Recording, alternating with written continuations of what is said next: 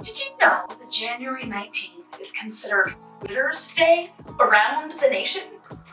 I feel like resolutions are such a good idea to start feeling motivated in the year, but by like mid-February, 80% of people have completely stopped altogether. And I'm guilty of that too. I used to never stick with it.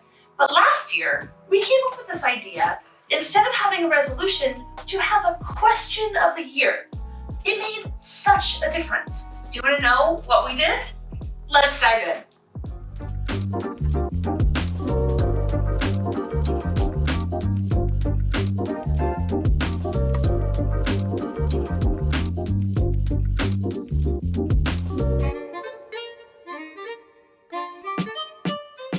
The thing is, resolutions always sound good.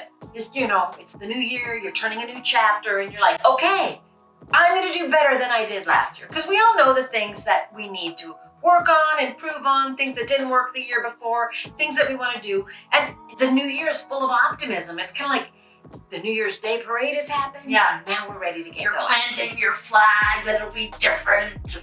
But if it's really true that by mid-January, 50% of the people drop off, and in February, like Janelle said, 80% drop out of the way, then maybe resolutions isn't the best way to go about it. So if you don't want to be discouraged, here's what we've learned and want to share with you. Last year, what we did was we flipped it around. We decided no more resolutions. Yeah. I'm not going to set myself up to fail. Because that's always the question is, do you want to set yourself up for success or do you want to set yourself up to fail? And as we discussed it, we knew that setting resolutions one more year was just another way of saying we're going to fail. So what we did was we said, you know what? What if we asked ourselves a guiding question for the year that we could use as a plumb line and as a reference point to make the changes we were looking for in that year? So last year, our joint question was, what are you tolerating?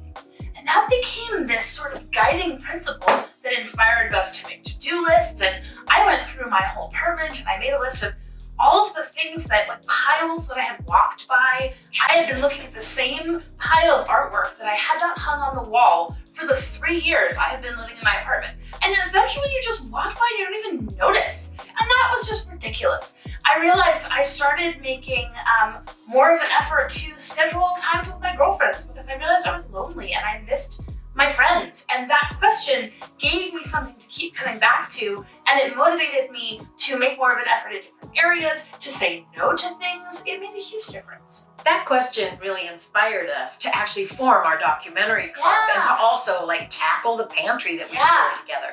If you haven't watched those videos where we kind of show what we did and why we did it, check out the link. That one question motivated so many things, and it gave us something to keep coming back to when I was deciding whether to say yes or no to something. It helped us organize our to-do list and our schedule. It helped our working relationship and figuring out what we wanted to do to move forward. And I don't know about you, but I've never had a resolution that I've kept that long or I really remember halfway through the year. It was amazing how much it continued to stay top of mind because it was something I could keep coming back to and holding up against every decision and everything that we did. So we both thought about it. This year, we're not sharing the question because that was really important to both of us. So last year, we actually shared that question and bounced that off of each other. This year, as we were making our plans for 2024, we realized we had kind of different but similar questions. In the last part of the year, I stumbled onto a book that I led a book club with, and it was called 10X is Easier Than 2X. I'll put the links down below because I highly recommend this book if you want to make movement and big leaps with your dreams, which is where I was at. So as I started reading the book, it really resonated with what my question was going to be for 2024. So my question is, what can I eliminate today to better focus on my 20%? Which is really the question of the book, because it was really talking about the 80-20 rule and what you focus on. And I just thought that was such a great question. So for me, I actually put it as my screensaver on my phone so that every time I turn it on, it's saying, hey, Charlene, what can I eliminate today so I can better focus on my 20%?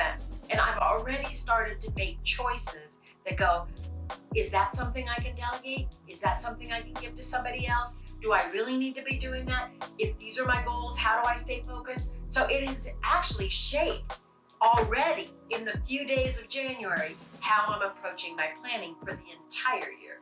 And I know it's going to be the guiding question for me that suits me in the stage of life that I'm in. What's your question? My question is, how can I reduce friction today?